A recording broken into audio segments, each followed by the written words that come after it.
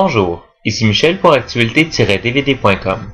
Aujourd'hui, je vous parle du film Sans dessin de Caroline Labrèche et Steve Léonard, sorti en DVD le 31 mai 2011 chez TVA Film.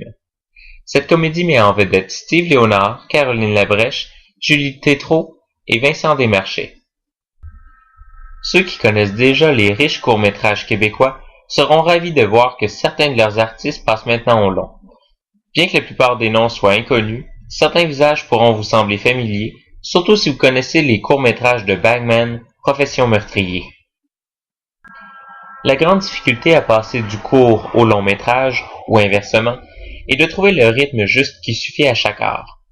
Il ne faut pas croire que le court-métrage est plus facile, il est simplement plus rapide et condensé. C'est la difficulté que rencontre ici Sans dessin.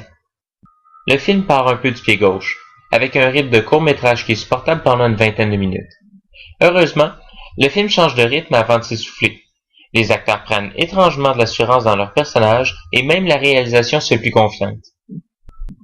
Loin de se perdre dans la longueur de l'étirement, le film renouvelle à chaque instant l'intérêt du spectateur qui en redemande plus. Le jeu des acteurs est un peu moyen au début, mais le tout est bien rattrapé avant la fin de la première demi-heure.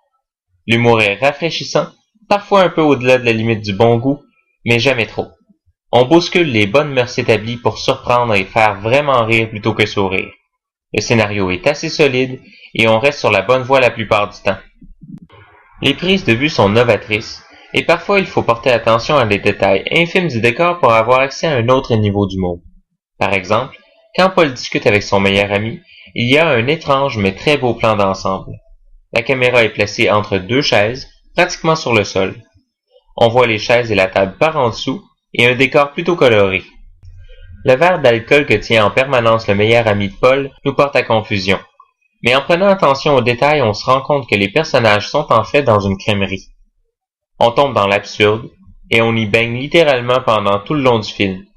Mais c'est un absurde bien réglé et intelligent où l'humour redevient le grand art québécois qu'il était. Attention cœur sensible, vous allez voir des gags ou des situations peut-être un peu douteuses, mais qui rafraîchissent de beaucoup le répertoire des blagues de ce niveau. Les grandes lignes du scénario étant un peu prévisibles, vous ne serez pas surpris du dénouement de l'histoire, ni de la morale qui en sort. Cependant, cette simplicité laisse place à de plus grandes innovations sur le plan du déroulement de l'intrigue, qui surprend dans son chassé-croisé incroyable. L'un des bémols à souligner, c'est le ton des dialogues, un problème qu'affichent la plupart des films indépendants québécois. Il est difficile de trouver le juste milieu entre les conversations de tous les jours et la déclamation de théâtre.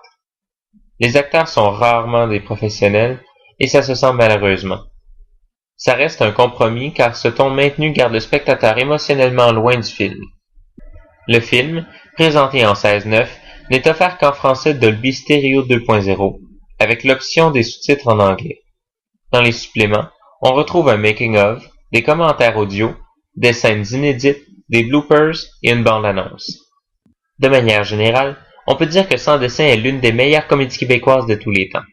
Lauréat de 2 prix et ayant été sélectionné pour les rendez-vous du cinéma québécois, ce film n'a pas fini de faire son chemin dans le domaine cinématographique.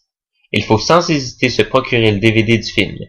Et si le genre vous plaît, allez voir les festivals Space dont une sélection de courts-métrages sont aussi offerts en coffret DVD. Sans dessin est un film qu'on veut voir et revoir. C'était Michel, je vous remercie et bon visionnement.